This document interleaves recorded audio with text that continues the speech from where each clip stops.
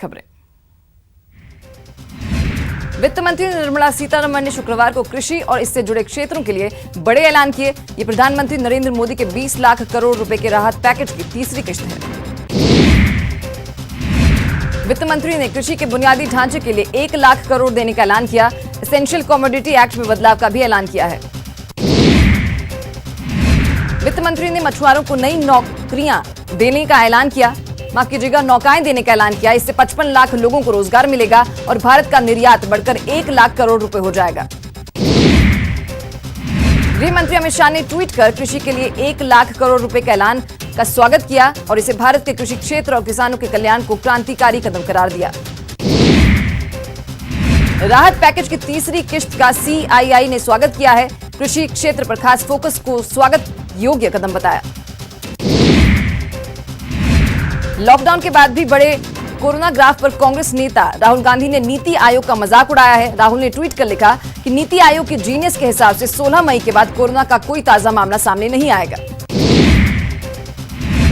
दुनिया में कोरोना मरीजों की संख्या बढ़कर 44,44,670 हो गई है, जिसमें से 3,02,493 लोगों की मौत हो चुकी है। देश में कोरोना संक्रमितों की संख्या 81,970 हो गई है। केंद्रीय स्वास्थ्य मंत्रालय के मुताबिक देश में 51,401 मरीजों का इलाज चल रहा है, जबकि 27,919 ठीक हो चुके हैं। वहीं 2,649 लोगों की मौत हो गई है।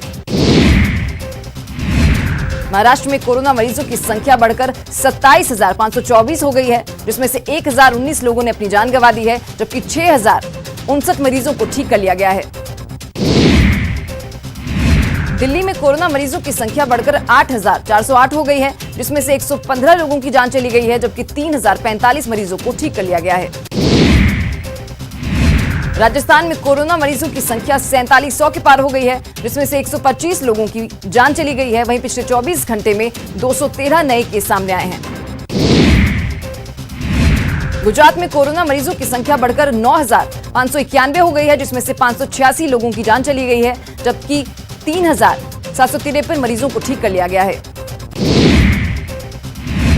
सुप्रीम कोर्ट इस बार गर्मियों की छुट्टियों में भी काम करेगा। इस दौरान सुनवाई करने के लिए 5 बेंच बनाई गई हैं। हर बेंच में 3 जज होंगे। मुख्य न्यायाधीश समेत कोर्ट के सभी जजों की बैठक में यह फैसला लिया गया। कोरोना संकट के बीच आतंकवाद के खिलाफ जारी जंग में भारत को बड़ी कामयाबी मिली है। म्यांमार ने शुक्रवार को 22 आतंकवादियों को भारत को सौंप दिया। इस पूरे अभियान में NSA अजीत डोभाल ने अहम भूमिका निभाई। इस साल जुलाई के अंत तक भारत को पहले 4 राफेल फाइटर प्लेन मिल जाएंगे। फ्रांस से राफेल हरियाणा के अंबाला एयरबेस में उतारे जाएंगे। इसमें 3 से 2 सीटों वाला ट्रेनिंग प्लेन होगा, जबकि 1 फाइटर प्लेन होगा। केंद्र ने सभी राज्यों को पत्र लिखकर आदेश जारी किया है कि सभी राज्य सरकारें श्रमिकों के घर पहुंचाने की जिम्मेदारी लें। वहीं सुप्रीम कोर्ट ने कहा है कि घर लौट रहे प्रवासी मजदूरों पर नजर रखना या उसे रोकना नामुमकिन है। सुप्रीम कोर्ट के मुताबिक बेहतर होगा कि सरकार इस पर जरूरी कदम उठाए। सीएम गहलोत ने कहा कि अगर प्रवासी मजदूर सड़क पर पैदल दिखेंगे तो इलाके के SDM और SHO पर इसके लिए जिम्मेदार ठहराए जाएंगे। सीएम ने मजदूरों को शेल्टर होम पहुंचाने के आदेश दिए हैं। गहलोत सरकार ने किसानों के हित में एक बड़ा फैसला लिया है। किसान अब अपनी फसल सरकार के पास गिरवी रखकर महज 3% पर कर्ज ले सकेंगे। लॉकडाउन 4 को लेकर सीएम गहलोत ने शुक्रवार को कोर ग्रुप के साथ समीक्षा बैठक की। बैठक में 17 मई के बाद की रणनीति पर मंथन हुआ। गुड़गांव के मेदांता हॉस्पिटल में भर्ती मंत्री भंवरलाल मेघवाल का इलाज जारी है। मेदांता हॉस्पिटल के बड़े डॉक्टर्स उनके इलाज में जुटे हुए हैं। राजस्थान हाईकोर्ट ने शुक्रवार को याचिका पर सुनवाई करते हुए कहा कि राज्य के स्कूलों को कोविड-19 लॉकडाउन की अवधि के दौरान फीस माफ करने की जरूरत नहीं है। वो अपनी पूरी फीस वसूल सकती है। RTI एक्ट के तहत अब निजी स्कूलों में 2.5 लाख रुपए तक की सालाना आय वाले अभिभावक भी अपने बच्चों को मुफ्त पढ़ा सकेंगे। सीएम अशोक गहलोत ने आय सीमा बढ़ाने के प्रस्ताव को मंजूरी दे दी है।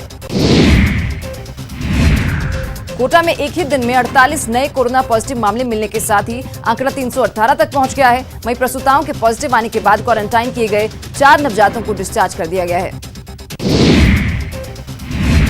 रणथंभौर के सबसे मशहूर बाघ T24 उर्फ उस्ताद को कैद में आज 5 साल पूरे हो गए हैं। बाघों के हमले में कई लोगों की मौत हुई और इसके लिए T24 को जिम्मेदार ठहराया गया।